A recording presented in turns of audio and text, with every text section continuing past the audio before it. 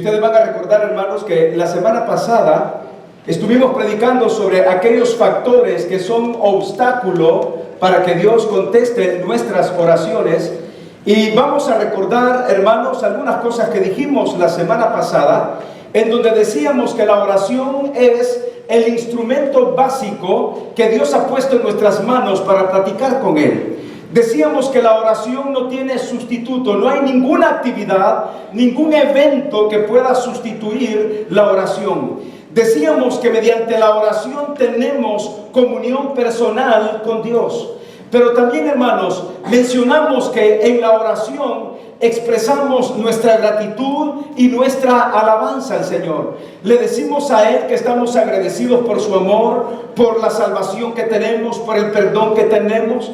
Hablamos también, hermanos, la semana pasada que la oración también es un medio de intercesión. Y decíamos que todos, como hijos de Dios, necesitamos vivir en un ambiente de oración. ¿Cómo necesitamos orar y platicar con Dios? Algunos factores que vimos la semana pasada que nos estorban son nuestra incredulidad, nuestra falta de paciencia, y hablamos de esto mucho la semana pasada. Hablamos de nuestra falta de comunión con Dios, hablamos de aquellos pecados no confesados en nuestras vidas que establecen un impedimento para que Dios conteste nuestras oraciones. Hablamos también acerca de nuestra falta de perseverancia, la falta de armonía en nuestras relaciones personales. Decíamos que qué importante es, hermanos, tener buena relación los unos para con los otros. Y hablamos también la falta de perdón por ofensas recibidas. Y por último, recuerdo que mencionamos el problema de nuestros resentimientos y raíces de amargura. Y ustedes se van a acordar que el domingo pasado nos detuvimos un poco aquí y hablamos acerca del perdón. Cómo el perdón nos ayuda a sanar el corazón y cómo el perdón hace que nuestras oraciones sean efectivas delante de Dios.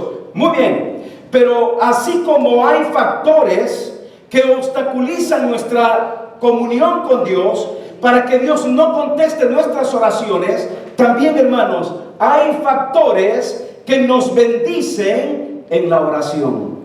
Hermanos, yo creo que el deseo de Dios es que nuestras oraciones lleguen hacia su gracia.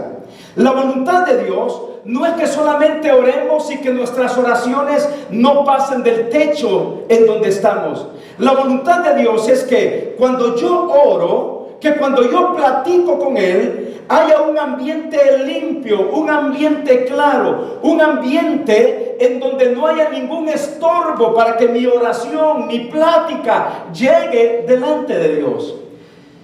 Cuando usted platica con alguien, ya sea con sus hijos o con un vecino o con su esposa, pero hay mucho ruido alrededor, cuando hay niños corriendo, niños jalándole el pie y que gritando, o el ambiente de los buses, los carros, o el humo, o como si usted estuviera dentro de un mercado y usted está platicando con alguien, yo le pregunto, ¿es un buen ambiente para platicar con alguien en donde hay demasiado ruido, demasiados gritos, demasiado estorbo? ¿Usted puede escuchar a la otra persona? No, no se puede. Lo mismo es con Dios. Aquellas cosas que nos estorban, como el pecado no confesado, como los resentimientos, como la falta de perdón, como la falta de buenas relaciones personales, todo ese tipo de cosas viene a constituir como demasiado ruido que no nos deja platicar con Dios. No es que Dios sea sordo. Dios, hermanos, escucha, pero Dios no puede contestar tu oración a menos que hagamos que estos factores nos bendigan a través de la oración. Miren lo que dice el Salmo, capítulo 66, versículo 17 al 20. ¿Están conmigo, hermanos? Miren lo que la palabra del Señor nos dice en este salmo maravilloso, Salmo 66, versículo 16 al 20. Dice la palabra de Dios: venid, oídme todos los que teméis a Dios. ¿Y cómo dice ahí? Y contaré lo que ha hecho a mi alma. Mire qué precioso cómo se expresa David en el 17. A él clamé con mi boca y fue exaltado con mi lengua. Si en mi corazón hubiese yo mirado a la iniquidad, el Señor no me habría escuchado. Mas ciertamente me escuchó Dios, atendió a la voz de mi súplica. Leamos el 20 juntos. Bendito sea Dios, que no echó de sí mi oración, ni de mí su misericordia. Cuando leo este salmo, encuentro, hermanos, aquellos factores que son de bendición en medio de la oración. Para mí, uno de los factores que yo encuentro en la Biblia, según el libro de los Salmos, es que el punto de partida es el principio de la fe. Hermanos, si yo voy a hacer que Dios escuche mi oración, yo voy a ir delante de Dios con fe, creyéndole a Dios. ¿Sabe qué dice Santiago? El apóstol Santiago dice que nosotros necesitamos ir delante de Dios con nuestra fe, porque también el autor a los Hebreos dice, porque sin fe es imposible agradar a Dios. ¿Cómo voy a ir yo delante de Dios si no creo en Dios? ¿Cómo voy a ir delante de Dios pidiéndole alguna bendición para mi vida si en mi corazón hay incredulidad, si en mi corazón no hay confianza, si en mi corazón hay duda? Un factor que va a bendecir mi vida en oración es, hermanos, la fe. ¿Cómo necesitamos desarrollar el aspecto de la fe en nuestra vida? Hermano, active su fe. La fe es como una semilla dentro de nuestro corazón. Si usted no hace que esa semilla germine, hermano, usted no tendrá fe. El Señor Jesucristo dijo, si tan solo tuvierais fe como un grano de mostaza. ¿Y qué es un grano? Un grano es una semilla. Por eso digo que la fe es como una semilla dentro de mi corazón. Permítale a Dios, hermano, y actúe usted en base a la voluntad de Dios para que usted tenga fe y que Dios pueda escuchar su oración. Necesitamos venir a Dios con fe. Otro punto que es importante, y creo que lo mencionamos la semana pasada, decíamos que un obstáculo para que Dios no escuche la oración es nuestra falta de paciencia. Muy bien, lo contrario, un factor de bendición, ¿cuál es? La paciencia. Paciencia, paciencia. El apóstol Santiago dice que debemos de tener paciencia, y yo me acuerdo que pregunté ¿hasta cuándo? ¿Hasta cuándo debemos tener paciencia? Hasta la venida del Señor Jesucristo. Paciencia. Necesitamos, hermanos, saber y esperar en Dios día con día. Hay gente, hermanos, que nos roba la paciencia. Hay circunstancias que nos roban la paciencia. Hay situaciones en donde nos desesperamos, hermanos, y caemos en la impaciencia. Yo le digo una cosa: vivir en una actitud de impaciencia es vivir en una vida de desesperación. Una persona desesperada es una persona impaciente. Pero es que en verdad, hermano, vamos a suponer que usted y yo quedamos de vernos a las 11 de la mañana y que yo por alguna razón no llego. Se dieron las 11:05, 11:10, 11:20 y usted ya está comenzando a jalarse a rascarse la cabeza, a impacientarse. Usted comienza a desesperarse. Se dieron 20 para las 12 y nunca apareció el pastor. Qué feo, ¿no? Muy bien, eso le hace perder la paciencia. Pero con Dios usted necesita tener paciencia. Paciencia en saber esperar y esperar. Bien dice Santiago, acuérdense, dice Santiago, del patriarca. ¿Quién se acuerda de Job? Job en la Biblia es un símbolo de paciencia. Un hombre que tenía una gran prosperidad, y al final, ¿qué pasó? Satanás comenzó a invadir, a tocar y a tocar. Comenzó a tocar a sus hijos, sus haciendas, sus bienes materiales. Comenzó a atacar su cuerpo. En esto también se va su esposa en medio de una situación complicada. Pero yo les digo, al final dice la Biblia que la paciencia venció, y Dios le dio a Job todo y más de lo que había perdido. La paciencia. Necesitamos tener paciencia. ¿Se acuerda? Mencioné sobre aquella mujer que tenía su hijo, la viuda, y que esta mujer insistía y con paciencia logró lo que ella se había propuesto. Una de las cosas importantes, hermanos, en nuestras vidas, por las cuales Dios va a escuchar nuestra oración, es la santificación. ¿Qué significa ser santo?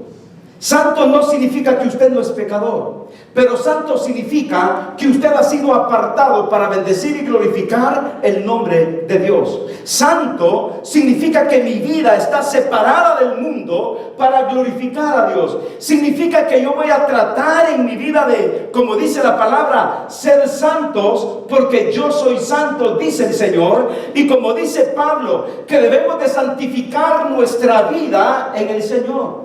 Ser santo significa también tener pensamientos puros, tener limpia conciencia. Ser santo significa caminar haciendo día con día la voluntad de Dios. Ser santo no significa que te hacen santo después de muerto.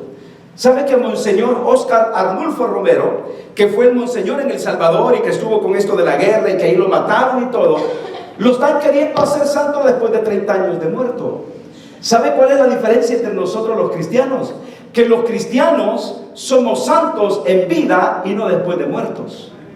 Porque ¿qué dice la Biblia? Si usted mira la carta a los romanos, a los corintios, a los efesios, el apóstol Pablo dice: a los santos que están en Corinto, a los santos que están en Éfeso, a los santos aquí, significa que usted y yo somos santos en Cristo Jesús.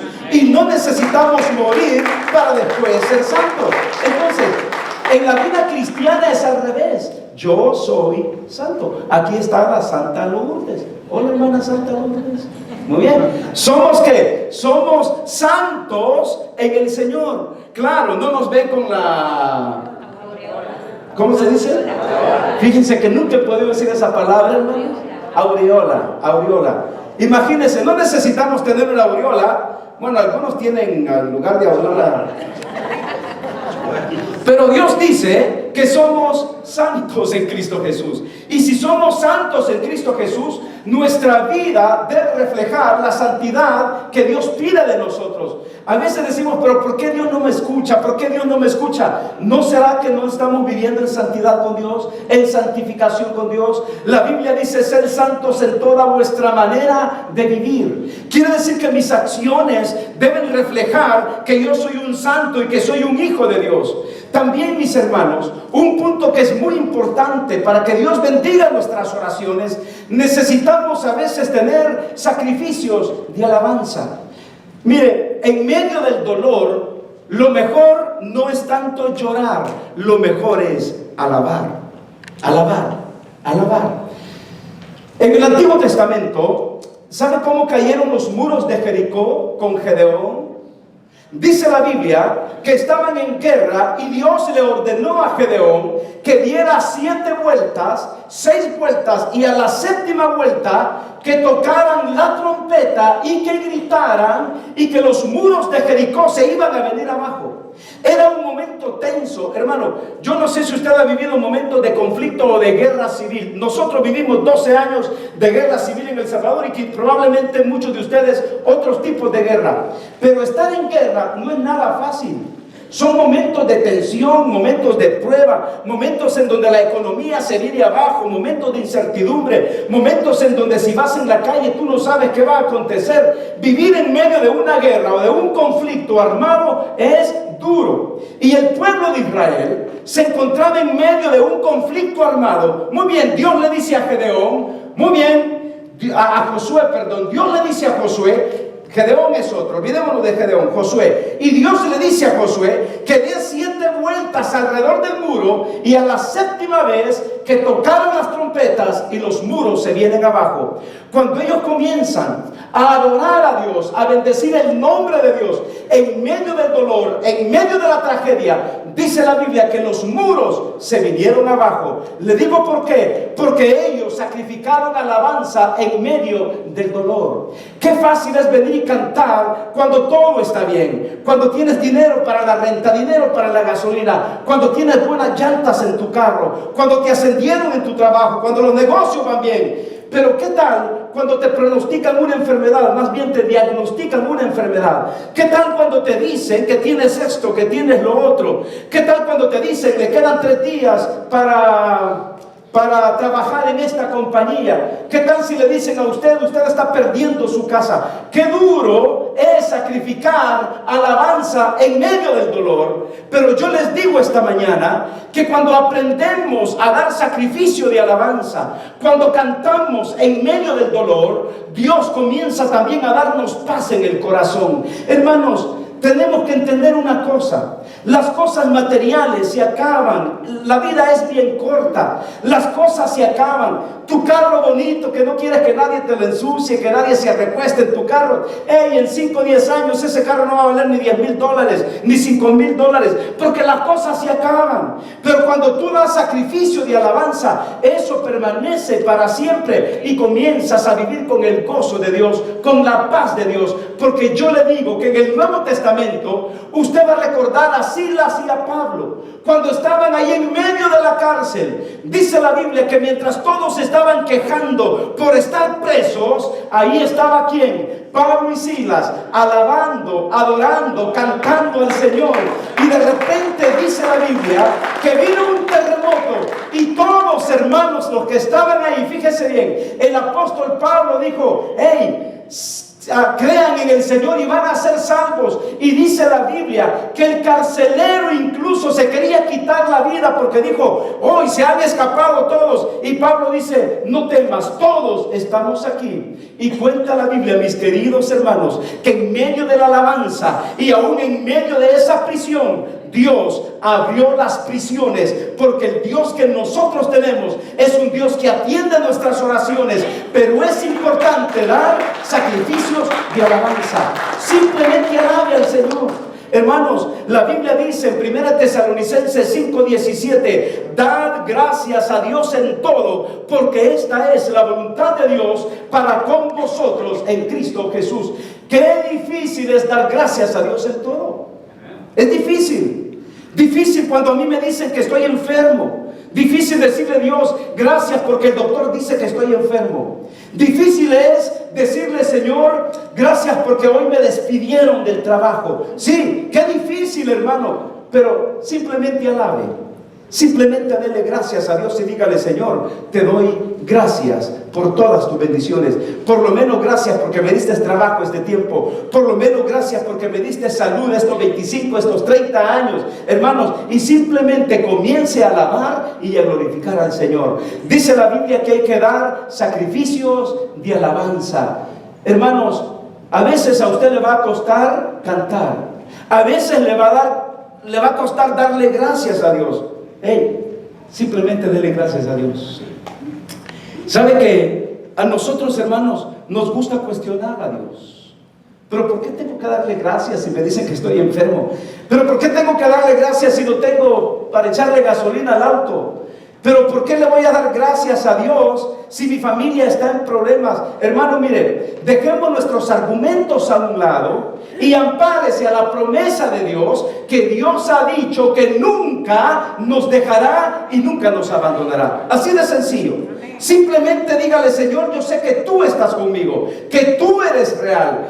Señor, yo no entiendo lo que pasa. Y le digo una cosa esta mañana: no tiene que entenderlo todo.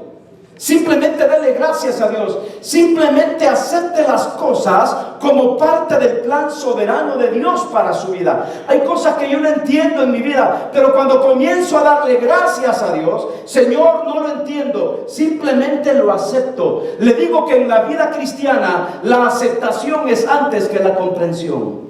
Aunque usted no comprenda algo en el momento, simplemente acéptelo como parte del plan soberano de Dios. Mire, hay gente que se enoja cuando va para su trabajo y de repente se le ponchó una llanta. Se baja del auto, le da hasta patadas al auto. Dígame, ¿el auto qué culpa tiene? Y a veces no entendemos que Dios quiso evitarte de un accidente más adelante.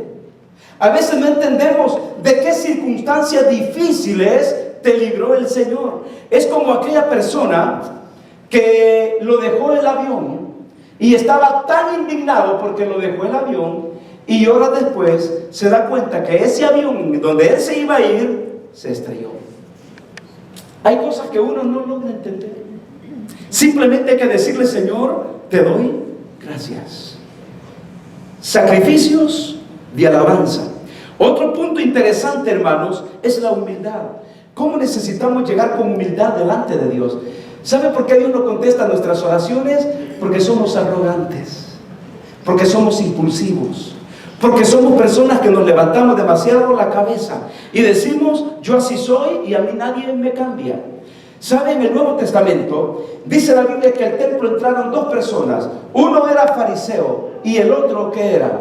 Un publicano. Y dice la Biblia que el publicano estaba en el altar diciéndole: Señor, te doy gracias por todo. Señor, perdona mis pecados. Señor, esto y lo otro. Y dice que en el otro extremo estaba el fariseo. Y el fariseo decía: Señor, yo te doy gracias porque no soy como ese publicano que está ahí. Yo no soy ladrón. Yo diezmo todos los fines de semana. Yo ayudo a los pobres. Mira, te doy gracias porque yo no soy adúltero, no soy borracho, no soy ladrón. ¿Y sabe qué dice la Biblia? La Biblia dice que el otro estaba, hermanos, arrodillado, quizá golpeándose en el pecho. Yo no lo sé, pero él decía: sé propicio a mí, pecador. Ten perdón de mis pecados. Y la Biblia dice que lo que Dios desea de nuestras vidas es un espíritu contrito y humillado delante de Él. Dios no desprecia a aquellos que vienen con humildad para pedirle y suplicarle. Dice la Biblia que el fariseo, Dios no le escuchó la oración, y el publicano, hermanos, se fue bendecido porque llegó con toda humildad. La Biblia dice que Dios resiste a los soberbios,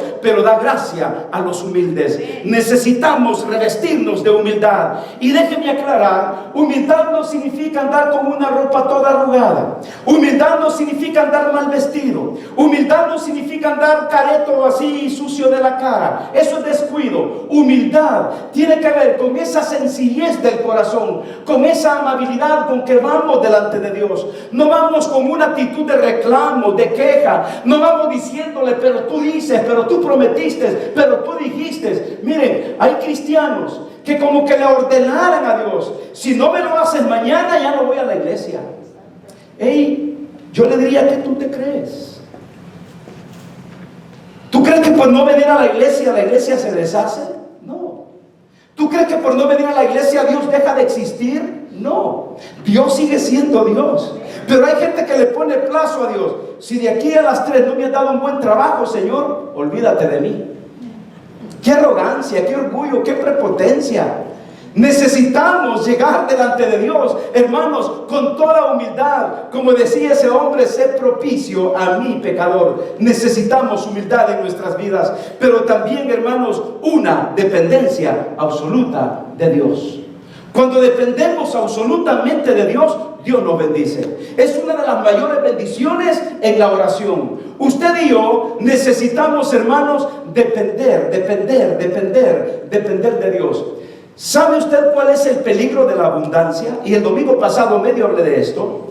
¿Qué pasa cuando Dios comienza a bendecir tu vida? ¿Qué pasa cuando Dios te da un buen trabajo? Cuando Dios te da un buen auto? Cuando comienzas a ganar $20 la hora, $30 la hora, cuando te ascienden y comienzas a ganar mucho más de los demás, comienzas muchas veces a olvidarte de Dios. El peligro, fíjese bien, el peligro de la abundancia es la independencia. Cuando comienzas a decir: ya no necesito a Dios, ya no necesito a mi familia, ya no necesito a mis hermanos. Ese es el peligro de la abundancia. Pero dígame, ¿cuál es la bendición de la escasez? La bendición de la escasez es la dependencia de Dios. El peligro de la abundancia es la independencia, pero la bendición de la escasez es la dependencia de Dios. Dependamos de Dios y permanezcamos en su palabra, hermanos. Y por último, les dejo esto en el corazón: sustituya las quejas por la gratitud. No vayamos delante de Dios todos los días con las quejas y las quejas y las quejas. Vayamos delante de Dios con gratitud. En lugar de quejarnos, démosle gracias a Dios por todas sus bendiciones. Dios es bueno, Dios es fiel y haga que sus oraciones sean contestadas, porque Dios bendice cuando vamos con estas actitudes. ¿Por qué no le damos un fuerte aplauso al Rey de Reyes y Señor de Señores, al único Dios, al que escucha cada una de nuestras oraciones? Cierre sus ojos y oremos al Señor. Padre, queremos darte gracias esta mañana. Gracias porque hasta aquí, Señor, nos ayudas, nos bendices. Hasta aquí encontramos, Señor, el consuelo para nuestras vidas. Gracias por la esperanza que tenemos en ti. Te pido, Señor, que cada día nuestras oraciones sean atendidas a través del Espíritu Santo. Gracias por tu gran amor. Yo te pido ahora, Dios, que bendigas nuestros diezmos y nuestras ofrendas. Y te pido que sean de gran bendición para tu obra. En el nombre de Jesucristo, tu Hijo. Amén y amén.